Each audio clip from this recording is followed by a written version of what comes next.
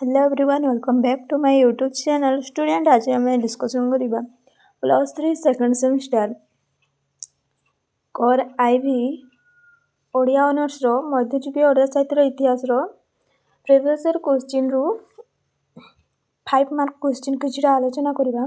तो प्रथम क्वेश्चन आम रही चौपदीर संज्ञा और स्वरूप दर्श। तो प्रथम आम देखने तार आंसर ओडिशा संगीत अर्थ में चौपदी शब्द को व्यवहार करा जायଥାଏ। प्राचीन साहित्य ओडिया लिखित संगीत बड़ी को चौपदी बा चौपदी शब्द माध्यम परिचित करा जायछि। पूर्णचंद्र ओडिया भाषाकोश गोपाल चंद्र प्रहराज लिखिछन्ति चौपदी 4 क्वचित ततोधिक पदविशिष्ट संगीत बा कविता। एही चौपदी शब्दटी संस्कृत चतुष्पदी शब्दरू सृष्टि होइछि। संस्कृत में 4टी पद विशिष्ट रचना चतुष्पदी बा पद्य रूपे अभिहित होइଥାଏ। हिंदी भाषा रे चौपद बा चौपदिया गीत प्रचलित। तो स्टूडेंट परवर्ती क्वेश्चन रे रही भजन और जनाण मध्य कौन पार्थक्य रही साधारण सह बुझाओ। तो आंसर देखने ओडिया साहित्य जनाण और भजनर सृष्टि बेस प्राचीन। भजन शब्द संस्कृत भज धातुर उत्पन्न भज धातुरु उत्पन्न होइछि। भज अर्थ पूजा बा आराधना करिबा, किंतु एथिरे अनुयुक्त देवदेवी स्तुतिगान बा महिमा कीर्तन को बुझाए। एहाकु आध्यात्मिक बा कीर्तन बोली कुहासे।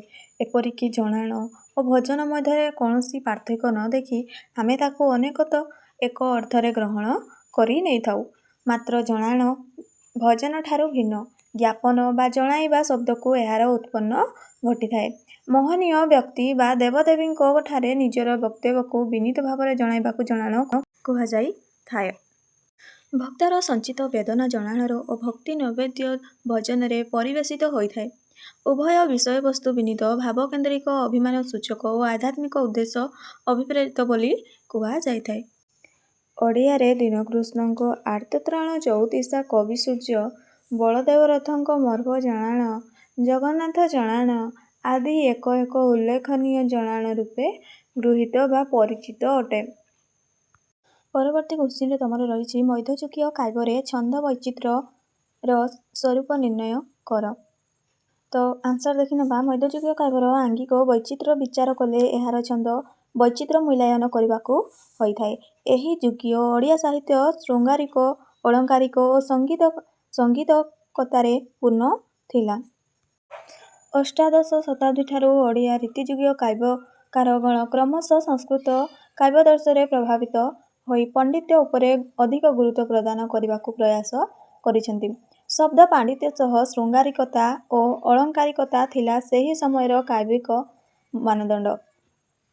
एही जुगरे श्रेष्ठ कविमानक मध्य धनंजय भंज, उपेन्द्र भंज, दीनकृष्ण दास, अभिमन्यु सामंत सिंहार, सदानंद, कवि सूर्य ब्रह्म, कवि जदुमणि, भक्तचरण दास, कवि सूर्य बलदेव रथ प्रमुख स्मरण योग्य।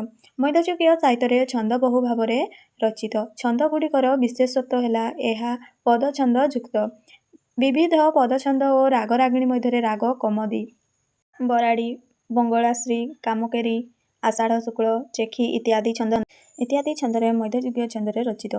पदपात लय ताल और मान द्वारा छंद आबद्धित। सही छंद बा ताल मान और लय काव्यटी आवृत होइथाए बा गान करा जाइथाए। एही गान योग्यता को सांगीतिकता मध्य कुहा जाए। मध्यजुगीय ओडिया गीतिकाव्य अपूर्व छंद विन्यास संगीतकार समृद्ध होई एहार माधुर्य लक्ष्य पाठक श्रोता को गान और पाठक निमित्त यथेष्ट प्रेरणा जगाई अछि। छंदर संयोजन काव्यर कलात्मकता प्रतिपादित हुए। संस्कृत छंदस शब्दरू छांद शब्द उत्पन्न अक्षर बा मात्रा विशेष नियम आबद्ध होई गतिशील हेले सेही शब्द योजना रीति को छंद कुहाजाए। अर्थात शब्द प्रवाहर शासन संयम और श्रृंखलित पद्धति को छांद कुहा जाइथाए। संगीतज्ञ कालीचरण पट्टनायक मतरे छांद एवं भाषा उभयंकु संगीत बंधनी रे श्रृंखलित करिवार अद्भुत पूर्वकल्पना करी आमर सेही जातिस्मर कृति संतानगण प्रस्तुत करी जाइछन्ति छांद। तो पिला माने मो बेसी किछि पढ़ुनी यार आंसर मु स्क्रीन रे दे दउछि जो माननकु दरकार स्क्रीनशॉट करि नियो। आमे नेक्स्ट क्वेश्चन देखिबा। तो पिला माने आंसर गुडा स्क्रीनशॉट कर नियो मु स्क्रीन रे दे दउछि। और प्रथम जो दुईटी क्वेश्चन डिस्कसन करते 2 मार्कर थिला ए क्वेश्चन टी होची 5 मार्क। तो स्टूडेंट परवर्ती क्वेश्चन रही तुम श्रृंगारिकता होची रीति साहित्यर प्रमुख विभव और आलोचना कर। तो यार आंसर आम देखने श्रृंगार रस होची आदि रस। यह सकल ओडिया रीति काव्यर अंगी रस।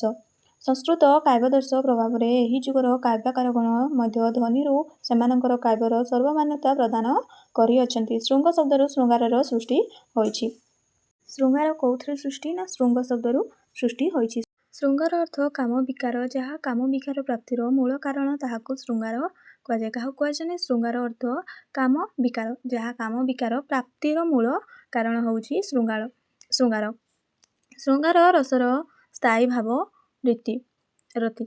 नायक नायिका यार अवलंबन विभव भ्रमर कक्षिल चंद्र प्रभृति यार उद्दीपन विभव। पिला माने आंसर टी स्क्रीनशॉट करनियो। जो माननको आंसर गुड़ा दरकार स्क्रीनशॉट करनियो। तो वीडियो लॉन्ग हो जाउछि मु सेति पई कहूनी। जो मानको वीडियो भल लागिथिबो like comment share and subscribe निहाती करदबो।